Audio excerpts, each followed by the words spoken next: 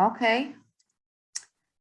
So hello everybody, I'm very excited to see you all. We have almost 80 people on board.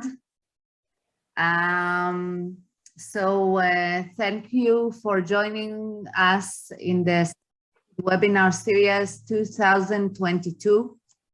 Before we start, please put on mute, and if you wish to see the speaker in large size, watch the screen in speaker view. And also, we would like to answer your questions, so please feel free to ask questions on the chat. We will leave time to answering them. So I'm Arela, a Shoham citizen for the last 24 years and the Memphis-Shoham committee chair for the last 4 months. I'm so happy and excited to open the second webinar this year as a part of a fruitful cooperation between the two committees. The series of webinars started last year and was very successful. This year, we already had our first webinar, which gained many compliments, and focused on celebrating International Women's Day and hosted inspiring women from both Shoham and Memphis, sharing how they made a difference. Before starting our program, I would like to share with you a brief about our partnership. Not all of you know what we are doing between Memphis and Shoham. Shoham Memphis Partnership was established in 2017 as a part of Global Partnership unit of the Jewish Agency through various activities such as school twinning, teachers training, cultural program, incoming and outgoing delegations, and community visits.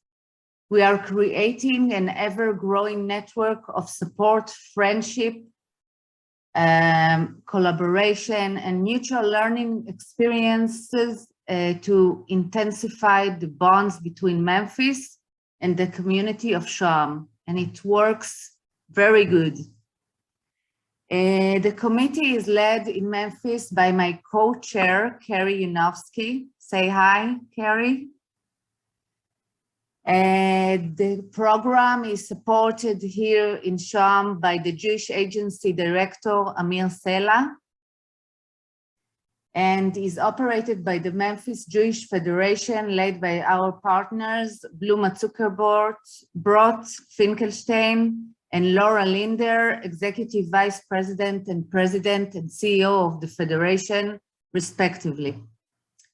Today in Memphis and tonight in Shoham, we are gathering on a very symbolic date, the day after the 54th anniversary of the assassination of Martin Luther King. We are honored to host remarkable professionals who will share their thoughts and experiences in a short while.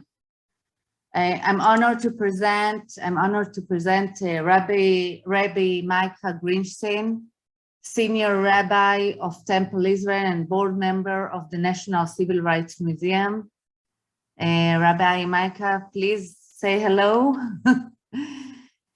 Ryan Jones, Adult Education Director, National Civil Rights Museum.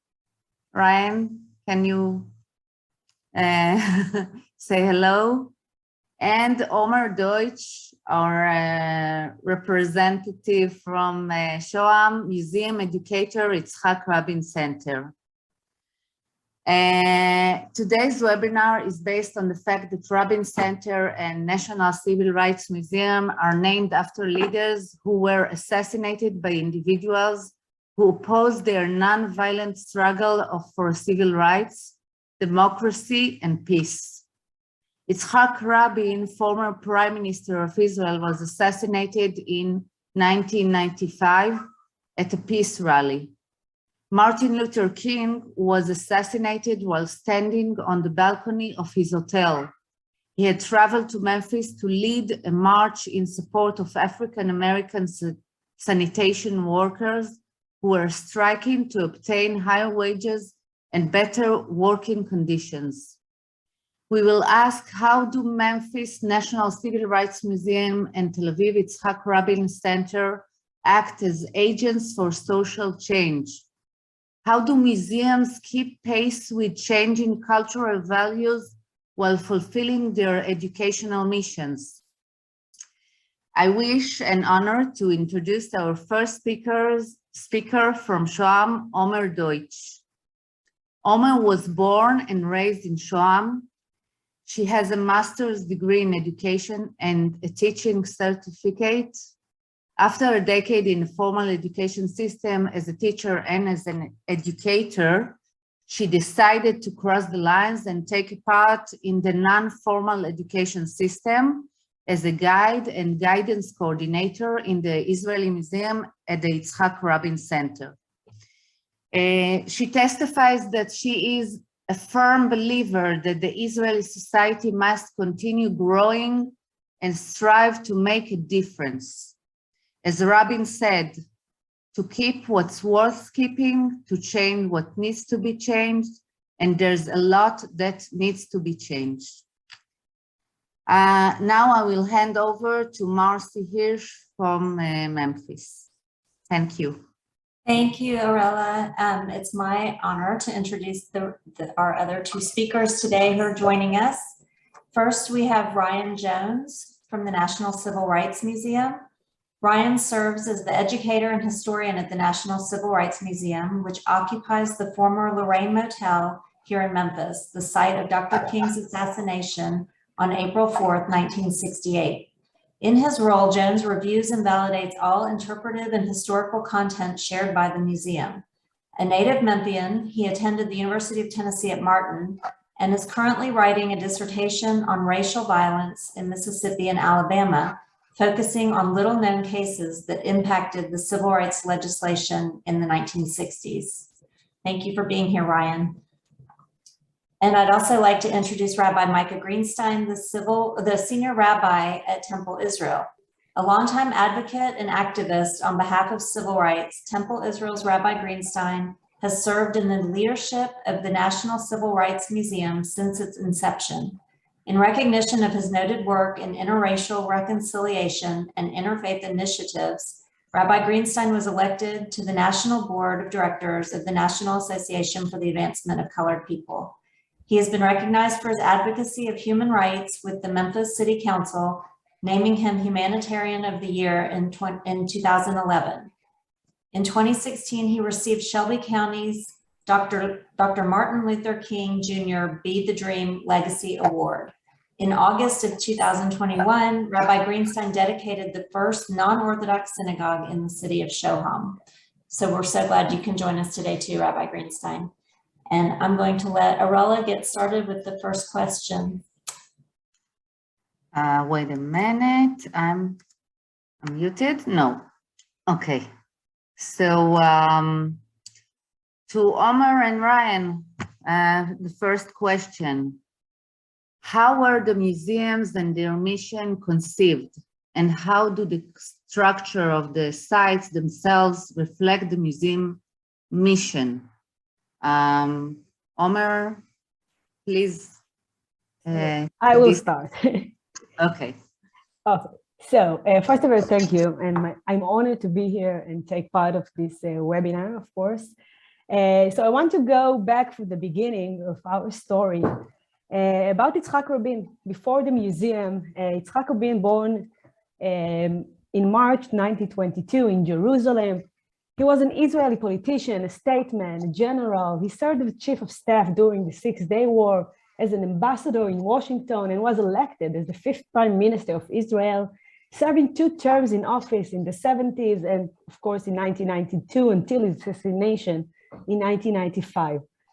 On the night of the 4th of November, as you said, a peace rally took place at King of Israel Square, today known as Rabin Square.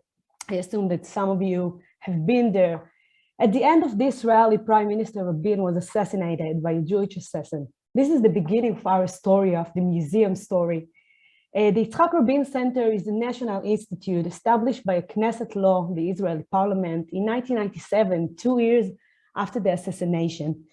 The center promotes the legacy of the late Prime Minister Yitzhak Rabin, and I think that our main mission is to ensure that the vital lessons from the story are actively remembered and used to shape the Israeli society and leadership in these days.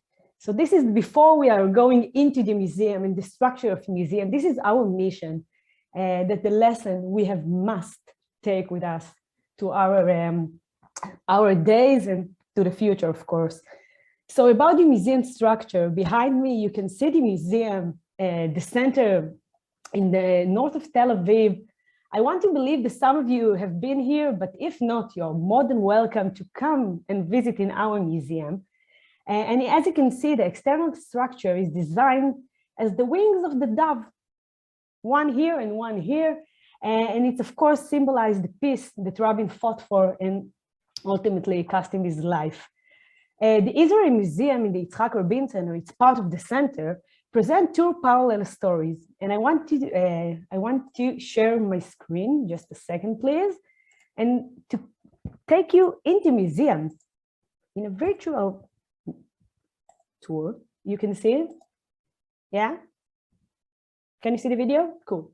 So our museum tells two parallel stories. The first story is the story, of course, of Yitzhak Rabin life. And the second story is the story of the Israel society and the Israel state, of course. So as you can see, the beginning of our story in our museum is in the night of the 4th of November in the peace rally back then. I will stop for a minute my video, if it's okay with you. So I said two parallel story, and the museum built exactly the same way. The main corridor is the story of Yitzhak Rabin, and through the walk in the corridor, you can see exhibition rooms, that tells the story of the Israel society and the Israel state. The two different way and the two different sections are, of course, coming together year by year and until the end of the museum in the 90s, that the two stories became one when Yitzhak Rabin elected as the prime minister in the 90s. Of course, the two stories are going together also in our lives here and Yitzhak Rabin's life. He was born and raised here. He fought for this country. He served this country almost from his first day since he was 19 and joined the Palmach, the Haganah, the IDF, of course, after that as ambassador, as prime minister. So the story of the life of Yitzhak Rabin is the connecting thread in the country history, of course. The museum incredibly reached over almost 2,000 documentary films, 2,000 photographs and hundreds of memorabilia. And the content was determined by an academic team, of course, professors from Israel and of course from all over the world. I want to take, if it's okay and if I have time, for a few more steps in the museum. Arela, is it okay? Or I speak too much? Yes, it's okay. Of course. You give a guide to speak, you know, I can speak all day long. I want to take you in the museum, in the main corridor, as you can see, the corridor of Yitzhak Rabin's life. This is Rabin when he was 19 years old and going in. The thing that he thought it was just the war of independence, but he served in the army 27 years until 1968. Then he retired. And of course, I'm skipping a lot of part of the museum, so you have to come. And of course, the War of Independence and the David Ben-Gurion with the Independence Declaration. This is the last Lord of the British mandate. Of course, the first days of the Israel as a country. And I'm skipping 2 decades forward to the 50s and to the question about the German reparation, to take the money or not take the money back then. Of course, it's not Rabin's story, it's the Israeli story, but the Rabin story can come just near that. And the next stop will be the 6-day war. Rabin, chief of staff. Rabin fought on Jerusalem in War of Independence, fought it again in the 6-day war, of course, as chief of staff. And I'm going to the end of our story, and you have to excuse me. This hall is maybe the unique one in the museum. It's called the Friendship Hall. It's one of the most common songs of Chaim Guri. It's, of course, an Israeli poetry, born here, also grew here in Jerusalem, also was in the Palmach with Rabin. And the photos you can see here is photos from the public life of Rabin, and from the left side, from the family album with his wife, with his daughters, granddaughters. And the last stop of our very, very quick tour in the museum will be, maybe, I like it, I like every stop here. So, you know, I'm not so objective, but we have here the most authentic item we can have in the museum.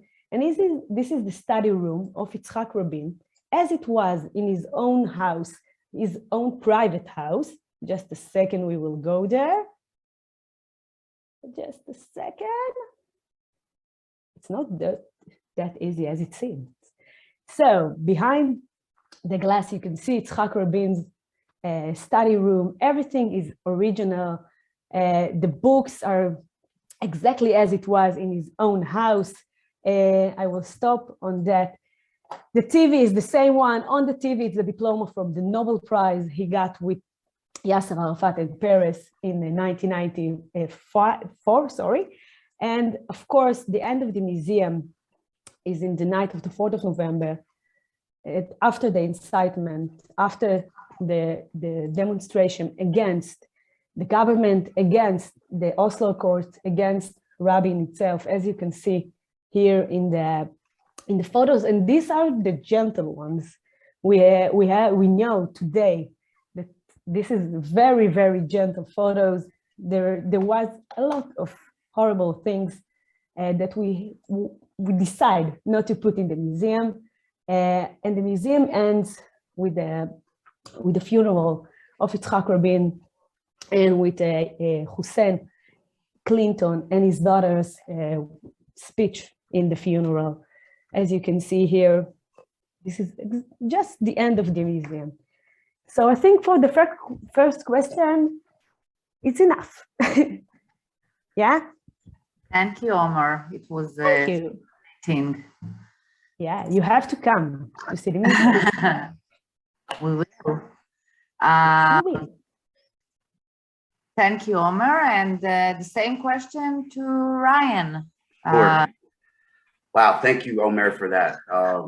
It was very enlightening, and I see a great deal of similarities within both of our museums. For the question, the National Civil Rights Museum was born out of this American tragedy that occurred 54 years ago yesterday. But this story tells much more than the life and the legacy of the Reverend Dr. Martin Luther King Jr. This story tells the story of a people who were discriminated against, going back to the 17th century. So this story highlights enslaved Africans who were kidnapped from their mainland of the continent of Africa. It talks about the struggles and barriers that are broken during this period known as Jim Crow, where racial segregation is the law of the land, specifically in the United States, where you see white only, you see color only signs on bathrooms, water fountains, and schools. This story of a people talks about how children integrate schools for the very first time in the mid-1950s and 1960s. The story is one that leaders, men, women, and children who all together in many different strategies and philosophies are fighting for one common goal, and that is to end racial discrimination, fighting for economic justice, and just true peace, mankind for all of the citizens in the United States. as we stated earlier, Dr. King does come to the city of Memphis in the spring of 1968. He is here on behalf of sanitation workers who are not asking, but demanding that they are treated as men. They rally behind this picket sign that says the simplest term, I am a man. Because even after legislation such as the Declaration of Independence, the 13th, 14th, and 15th Amendments, and newly passed civil rights legislation at that time, they were still not treated as first-class citizens. So the Reverend Dr. Martin Luther King comes to the city on their behalf. The night before he's assassinated, he gives this fiery speech where he tells this audience in this thunderous rain, I may not get there with you, but I want you to know tonight that we as a people will get to the promised land. And so tonight, I'm not worried. I'm not fearing any man. Mine eyes have seen the glory of the coming of the Lord. It was this prophecy that he had at the young age of 39. And the following day, he's struck by an assassin's bullet. And of the 5 political assassinations that occurred during this short 5-year stretch, it's the assassination of Dr. King where the remaining of the country, regardless of your race, class, gender, the entire country explodes in civil unrest because people could not fathom who wanted to take the life of a man who fought for freedom, justice, and equality for all citizens and all mankind. So the museum is born out of this place known as the Lorraine Motel. The Lorraine itself has its own rich history prior to this tragedy. The Lorraine was featured in the African-American motorist book, the Green Book, where it was a safe haven for African-Americans to travel throughout the city of Memphis during the peak of the civil rights movement. So many greats such as Jackie Robinson, Ella Fitzgerald, Sam Cooke, one of my favorites, Mrs. Aretha Franklin, these were normal guests who would come and socialize at the Lorraine. It was that type of atmosphere. And so after the assassination, a lot of people associated this tragedy with the motel, and the motel went into disarray. Three Memphians decided to create the Save the Lorraine Foundation. The late A.W. Willis, D'Army Bailey, and Charles Scruggs, this vision where they could tell the story of the modern civil rights movement, the first in the United States to do so, and to transform this motel where this historic event occurred to educate others on the behalf of the leaders of this museum. And so the museum today is, I'm proud to announce we've been open for 31 years. We've undergone a $27 million renovation in 2014. And for museum professionals like myself, it's just an honor and privilege to be in this sacred space every day when we have the kind of leadership that we have from our board, like Rabbi Greenstein. I started at the museum about 11 years ago as a part-time tour guide, and my very first tour was, he probably doesn't remember, but it was Rabbi Greenstein's group. They asked me to come in, and I was so nervous, but it was one of those feelings where I felt, this is where I really wanted to be. This is where I felt like my faith placed me to be. So as Omer did, I will share my screen and just show you a few of the exhibitions within our museum today. Can we all see this clip here? Great. So this is a normal day at the National Civil Rights Museum. You can see people outside. This is the outside frame of the Lorraine Motel as it was in the 1960s and at the time of Dr. King's assassination. There's this courtyard where people can gather. And of course, one of the more attractions outside in the exterior is the room 306, where this wreath is placed, as you see there. It is there where Dr. King was standing at around 6 p.m. on April 4th. He was scheduled to go to a local Memphis minister's home and he's taken by an assassin's bullet. I'll skip around. As I stated, this story tells the story of many different struggles during this movement. One of the more other highlights is this is a replica of a 1955 Montgomery bus where Mrs. Rosa Parks refused to give up her seat. You can see guests can get on the bus as it looked like in Montgomery during that time. And it was here in this particular story where Dr. King is first introduced to the limelight as a civil rights leader. African Americans walked throughout the entire streets of Montgomery for 381 days, and they were successful. Also, it wasn't just Dr. King and other clergy leaders, it was women who played a pivotal role in the modern civil rights movement. Not only did women play a pivotal role as Mrs. Parks, Diane Nash, Fannie Lou Hamer, and others, there were children who became involved in this movement as well. So young college students who were committed to the issue of nonviolence began sitting down at lunch counters just like this one to stand up for what they believed in. For the very first time in the United States, as you see behind on that screen, people were tuning in to these young, well-dressed, nonviolent activists who were simply wanting an American internal demand, the right to be served regardless of the color of their skin. These were known as sit-ins. And lastly, I'll skip ahead just for a second here. This is a touch screen where you are able to join the movement. You can have your voices heard, and just to learn about the different types of strategies and philosophies that so many others give the ultimate sacrifice. Here's a replica of a garbage truck. This is the sanitation truck that were going around per 1968. And it was during this time period where Dr. King was compelled to come on behalf of sanitation workers. Here are models of sanitation workers carrying that picket sign in downtown Memphis in the early part of 1968. And it's on their behalf that Dr. King comes to Memphis. He leads a march where he's committed to returning to the city the following week because there ends in public unrest. So when Dr. King returns to Memphis, he comes back the next Wednesday, which was April the 3rd, and he checks in at the Lorraine Motel a little after 11 a.m. And lastly, we'll see the room that Dr. King stayed in, which is how it looks, room 306, recreated as it was on the day of the assassination.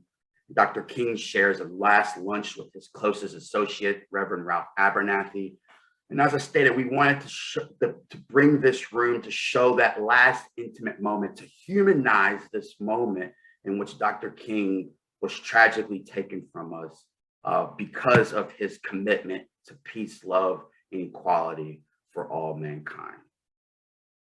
Thank you for that question. Thank you both for those really wonderful descriptions of these two really important organizations. I'm going to direct the next question to Rabbi Greenstein regarding his involvement. And so Rabbi Greenstein, as a Jew, what does the Civil Rights Museum mean for you, and how do you see it in tandem with your Jewish values? Additionally, what motivated your involvement with the Civil Rights Museum, and how have you incorporated the Civil Rights Museum's ideals into your work as a rabbi and your Jewish values into your work with the museum and the civil rights movement? I know that's a lot. Well, thank you, Marci. Thank you, Arela. Omer, it's so good to meet you. Ryan, we're so proud of you. I want to pick up where Ryan left off. I do remember when I took you through the museum.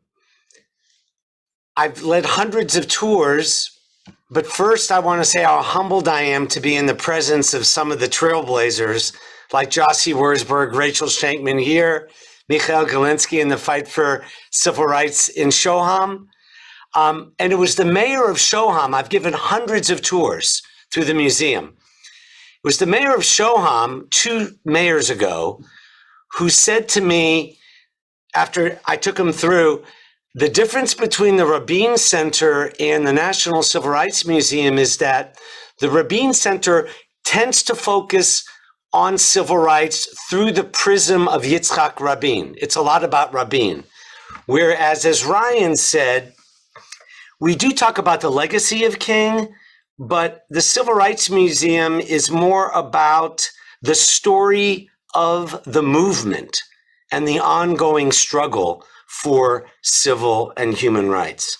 So my first day as a rabbi in Memphis, Marci, happened to be the dedication of the National Civil Rights Museum. July 1st, 1991 was my first day on the job here at Temple Israel.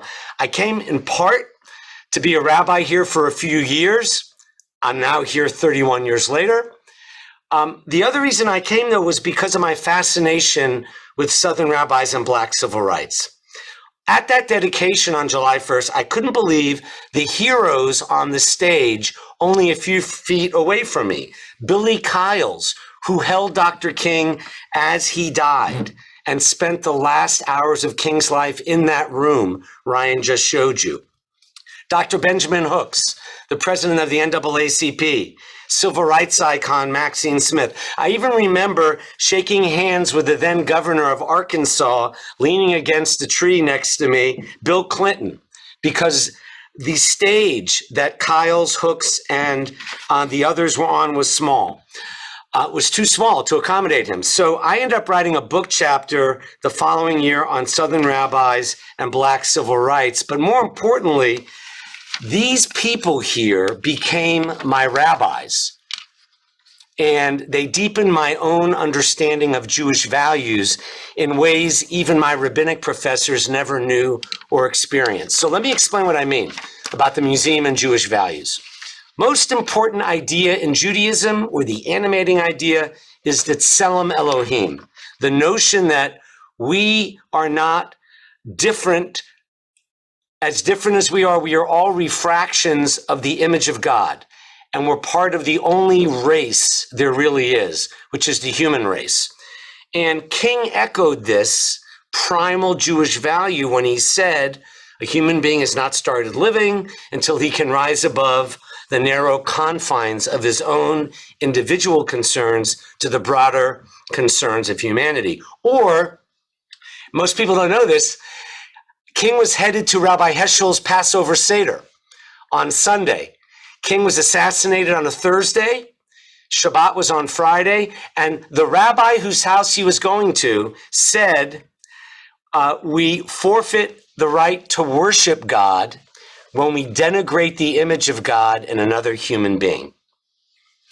What motivated my work with the National Civil Rights Museum, and still has me taking groups this month from New Jersey, Miami, Los Angeles, all Jewish, is really the verse from Exodus, where God says to Moses, remember the burning bush story? God says, Shana alecha me'al raglecha, ki hamakom asher ata omed alav admat kodeshu. Take your shoes off, Moses, for the place upon which you stand is holy ground. Memphis is the Jerusalem of civil rights, and the room 306 at the Lorraine is the Western Wall. It's the Kotel. And so is the entire block. What happened even one block away is one of the most consequential events in American history. I'm sure our Israeli friends and American brothers and sisters studied how Black Americans were only considered 3/5 of a human being. Well, literally, the holy ground next to the Lorraine was where there was a massacre after the Civil War. 46 Blacks were massacred, dozens raped, scores wounded. But the Shoah survivor testimony, if you will, lahavdil, the survivor testimony of that horrific event that we have marked with a national marker led to the passage of the 14th Amendment to the American Constitution, which makes Black Americans full citizens of the United States, all on that block where the Lorraine is. I've lived in Israel 2 years of my life, and my dear friend Mookie from South Africa had the privilege of guiding Neil Armstrong through Jerusalem. Neil Armstrong, not a Jew, a serious Christian, but he couldn't believe when Mookie said, this is where Hillel walked. This is where Jesus walked. And when Mookie proved it to him by showing him all the infrared and the models of the old city, Neil Armstrong started crying. He bent down, he touched the ground. He said, this is the greatest, perhaps, moment of my entire life. And Mookie says, excuse me, Mr. Armstrong, I understand top 10, but you're the guy who walked on the moon. How could you? I was in my bath. He said, I was in a bathtub. My mother came in. I had a rubber ducky. And my mom said, there's a guy walking on the moon. And you're the guy. REM has a song called Man on the Moon. My favorite. How could you possibly say this is like one of the greatest moments of your life? So Armstrong says, you're right. I made history. But there's something even more important than making history. And that's touching history. And we're touching it. So when you go to Israel, when Jews make the pilgrimage, the journey, we're touching history when we go to Yerushalayim or Yavne or wherever you are. In the United States, this is touching history. What are the Jewish values, real quickly? I could talk for an hour, like Omer said, but I'll make it brief. Sinu ra ve'evu tov, hate evil and love what is good. One of the main messages of the museum is to reveal the good, you have to unveil the evil. Just think about Ukraine and Russia. To reveal the good, you have to unveil the evil. Im ein ani li mili, if I am not for myself, who will be for me? But if I am only for myself, what am I, right? When Ryan talked about 2 nights ago, 54 years ago, King made that speech. I may not get there with you, the mountaintop speech. I think the most important line is the Jewish value to your question, Marci, when you asked about the Jewish values. King faced more death threats than people realize. What was the line? But when asked why he came back to Memphis, why did you come back? Don't come back. You could get killed. He said, the question is not what will happen to me if I help the sanitation worker. The question is, what will happen to the sanitation worker if I do not? Now, those of us who are Jewish don't always practice the selflessness of Judaism. And I think King encapsulated Jewish values. I'm just going to tell you a final story related to Passover. That's related to your question, Marci. Reverend Kyles of blessed memory spent Passover with me, and he loved the charoset, which is the sweet compote.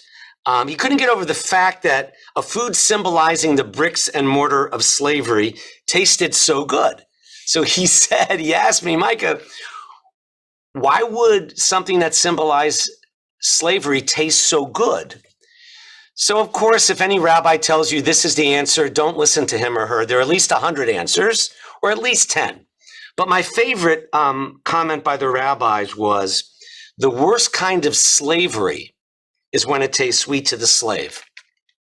And that led Kyles to say, humbly, after Rosa Parks wouldn't move to the back of the bus like Ryan showed us in that picture, he said, we all copied her. Everybody copied what she did. So it was in August in 1960, and the bus driver is yelling the N-word at me. He's called the police to arrest me. Voices in the back start yelling, hey, brother, get back here, because we got to get to our housekeeping jobs. We got to get to our garage trucks. We got to get to work. And Kyles looks at me and he says, Micah, those weren't white folks telling me to get to the back or they get in trouble.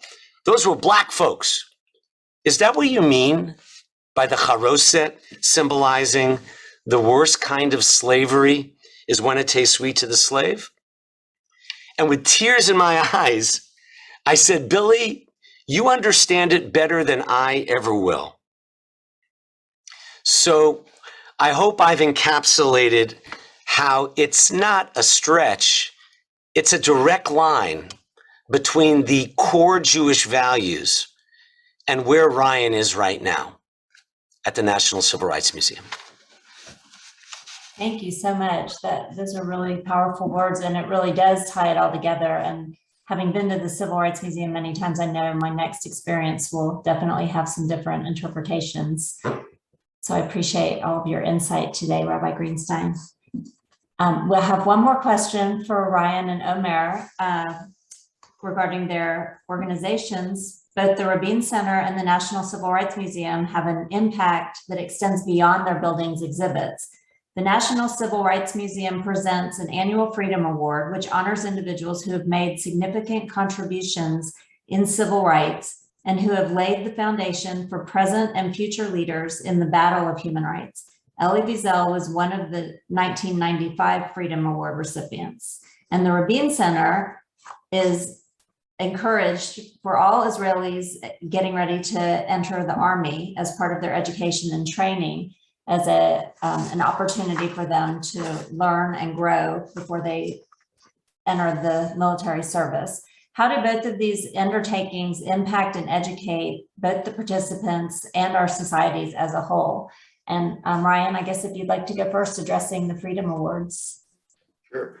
The Freedom Awards, it's a wonderful, brilliant event. It's our biggest fundraising event throughout the entire year, with us being a nonprofit organization. And it's the museum's opportunity to give back to those who gave so much so that we are able to stand those doors today. And this extends much further than our seasoned pioneers, civil rights leaders. This goes to dignitaries, so many heads of states. I'm just thinking of so many people that have come: Nelson Mandela, Mrs. Rosa Parks herself. Many presidents have been honored with this prestigious award. And for me, what I like to see is that, I've studied the A through Z's to civil rights history in the United States. And some of the people that I'm having the honor and privilege to take through the museum, I know their stories in and out. But for me to listen to their firsthand accounts of the stories that we've interpreted in our exhibition and interpretation, and then that impactful moment that when they are standing in that same spot that Dr. King last stood, that last few seconds, and to see the emotion that just overtakes them. To me, that is what that moment is all about, because they are finally able to connect with this moment. Whether it be many of these individuals were with King. I always think of the Freedom Award of the Reverend Andrew Young, who was the UN ambassador and congressman, who was one of those that came to Memphis with Dr. King at the time of the assassination. And, just as he was there, he's told that story so many times in the last 54 years, but to see him and his reaction, even then, 50 years later, it's just one of those feelings and spirits that we cannot continue to move forward in this struggle until we have reconciled this very difficult history to interpret. And so I think that the Freedom Award itself gives the public an opportunity, an intimate opportunity to listen to the stories of a lot of those foot soldiers and those who have in many different ways given all of the courage that they could to make this place a much better place. Thank you. That's really important to keep all of those ideas in the forefront as we keep trying to move forward and make the world a better place as we're all trying to do. Omer, what would you have to say about your programs?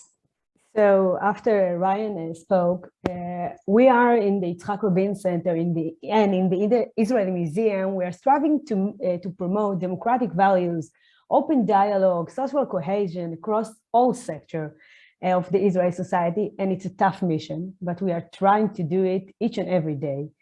We promote activities and programs that inspire culture, engage the civil exchange among the different sectors that make up the complex mosaic of the Israeli society, as you probably know her. The educational programming of the center is crucial for the development of the next generation of leaders in Israel and of the Israeli society as a whole.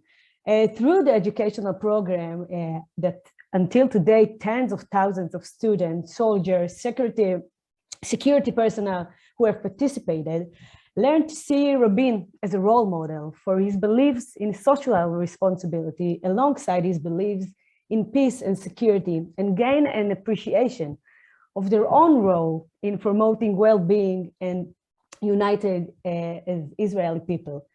So the interactive workshop brings to life maybe the key issues of living together in democracy, forming identity, taking responsibility. I think to take responsibility today, it's the most difficult mission for the young generation, rather if it's in Instagram, TikTok, and on everything happening on the web.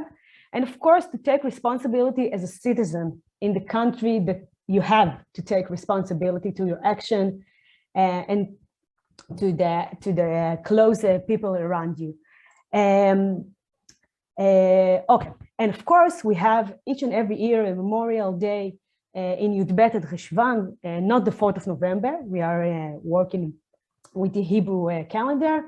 So each and every year, the Yitzhak Rabin Center produced and distributes the educational materials to all schools and army bases.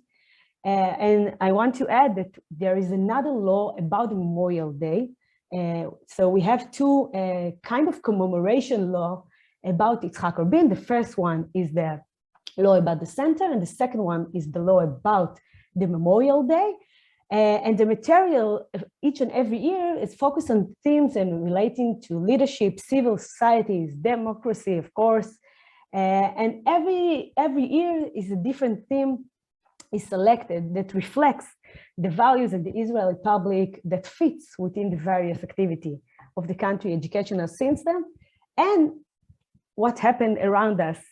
So last year, of course, during the COVID-19 and the quarantine, so we changed a little bit, and I think the biggest theme that we put on the Memorial Day was, of course, taking responsibility about ourselves, about what's happening around us, and about the commemoration of Yitzhak Rabin from home. Last year it was 25 years to the assassination. So it was a very big occasion for us, and the museum was closed back then. So each and everyone need to take responsibility from his own base. Yeah. Thank you so much for that. Arela, I know we have questions in the chat, and I cannot get my chat window to open. I'm sorry, I know you've been sending me messages, but I can't open it. So I'm hoping that you'll be able to read the questions for us. There are two questions, and I will combine they're both. So each one of the honored speakers can answer. The first one is from Alon and Laura. How do you make your museum's message relevant for today's younger generation? And the second one is, what do any of the three speakers imagine will be a core exhibit of any future museum established around the event in Ukraine? What lesson do we still need to learn? So who would like to pick this up? I'll say to the question of how do we make this, our mission, relevant to the younger generations? And one of the prime examples to do that is to explain that this history was not that long ago. This was not prehistoric ancient history. This happened in many of our lifetimes. And to connect with them on that level is to ensure them that they can see themselves in this movement. Any and every single human being that goes through the doors and the walls of the National Civil Rights Museum, there is somewhere that they can see themselves in this story. So if there are children there, we see them in this story in Birmingham, Alabama, where 7-year-olds to 17-year-olds are marching for ending discrimination within the city. And it's that particular demonstration that leads to billions of Americans witnessing on television of Bull Connors water hoses and German shepherds attacking these children who simply wanting to be treated as first-class citizens. They can see themselves as college students wanting to go into the rural South to register African-American voters. They can see themselves marching along the streets of Selma, Alabama to help register African-American voters. And so connecting on their levels to show that people that look just like them and at their same age could have a voice too. And the only way that your voice won't be heard is if you don't act on it. And so there's a way to go about doing that. The late John Lewis said, he said, make good trouble. And that's exactly what a lot of these young activists did. I would just follow up on what Ryan's saying with youth. John Lewis was 23 years old. This was a youth movement. Everybody in room 306, King said he wasn't going to make it till 40. He was 39. I think the lessons are also timeless for youth. For example, and just full disclosure, being one of only 2 white people on the executive committee, I was often the one white person who would be with these Freedom Award recipients and take the private tour of the museum. Wiesel, for instance, when he came here, he said to everyone, the opposite of hate is not love, it's indifference to hate. Indifference is the enemy. Get off the fence. Kids can relate to that. When I took Leah and Dalia Rabin through the museum, they were still shell-shocked right after Rabin was assassinated. And when they saw the nonviolence as the key to the movement here, influenced by Gandhi, but the idea of nonviolence as a leadership strategy, kids got that. They get that as well as anyone. What lessons, though, with Ukraine, by the way, it's a great question, but we're too close to it right now. History takes time. The only thing they didn't have in the biblical period was the Bible. It's only when the Bible was over that people said, oh, that was the biblical period. But I do think a lesson, and I see another hero of mine, and then I'll turn it over to Omer. I've had the privilege of mentoring younger rabbis for 30 years, but no one has inspired me more than Rabbi Rinat Safanya of Shoham, who is Israel's 100th Israeli Reform rabbi. And in our private sessions together, learning from what we're doing in Memphis and in Shoham, members of my congregation, what lessons? We're going to be going to the Ramadan dinner, interfaith dinner, at the Memphis Islamic Center this Sunday night. It won't be in the paper. It won't be announced in JCP. It's just part of what we do as part of our Jewish mission. Just like I urge Rinat to continue building bridges in Ramla and Lod. For you Americans like me, Israel's 74% Jewish, but it's also 21% Arab.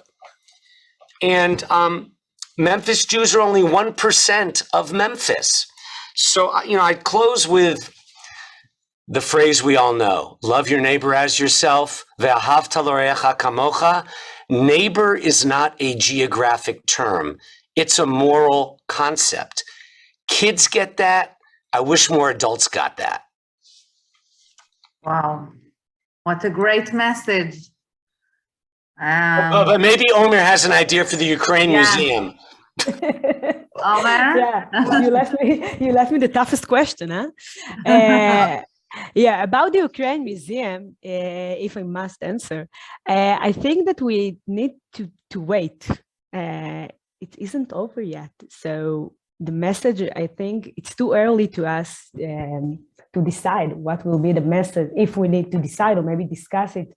And I think that civil rights will be the topic of all of it, because this is the war is the war, but in the war there are citizens that didn't do anything, and exactly like in our museum, in Ryan's museum, of course, this is the issue.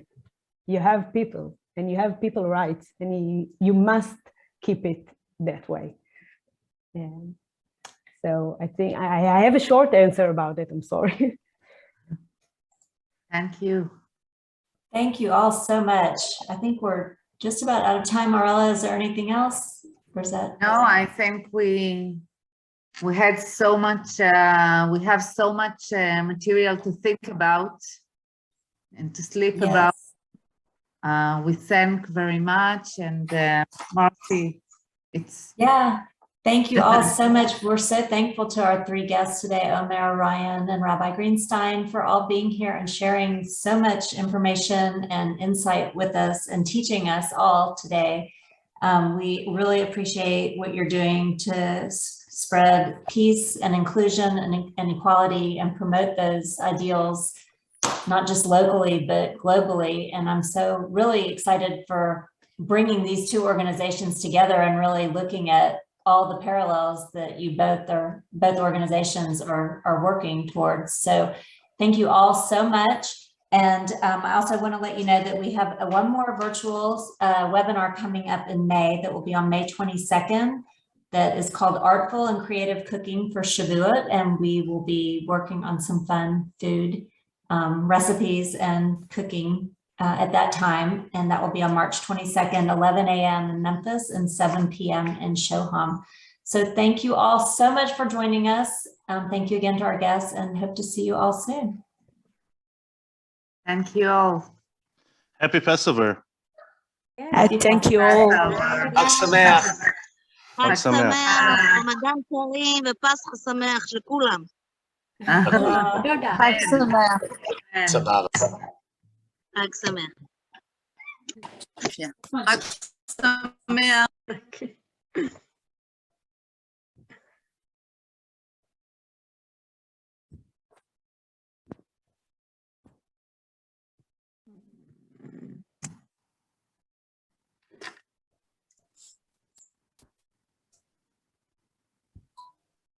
We can't Thank leave. you, Arela. Thank you, Ray. Thank you. Thank you, ladies. Omer, thank you. It was really wonderful. Thank you. I hope it was okay. I hope to meet you in person soon and come visit this summer. Yeah, I